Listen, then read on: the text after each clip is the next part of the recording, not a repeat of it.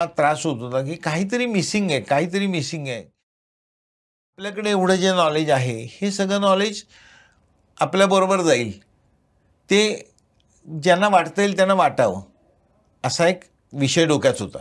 म्हणजे त्यासाठी काही ना काहीतरी करायचं असं होतं. आणखीन एक गोष्ट काय घडली आहे की ज्या ज्या फॅशनच्या स्टुडंटना मी भेटतोय त्यामध्ये असं लक्षात येतं की काहीतरी मिसिंग आहे. खूप दिवस मला हा त्रास होत होता की काहीतरी मिसिंग आहे, काहीतरी मिसिंग आहे. नंतर लक्षात आलं की काय होते की स्टुडंटना थिअरी सगळी शिकवली जाते, बरोबर, प्रॅक्टिकल पण शिकवलं जातं.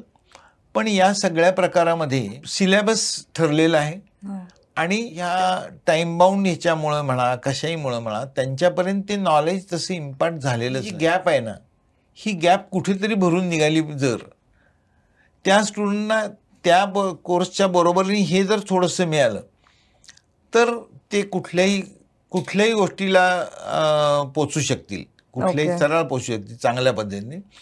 असा एक विचार आला. मग आम्ही ठरवलं, म्हणजे मी एजन्सीशी बोललो, त्यांच्या सल्ल्याने मी रवींद्र शाणे या नामक त्याच नावाने ब्रँड करायचं असं फायनल केलं आणि आता त्याचे कोर्सेस चालू करतोय आम्ही लवकरच.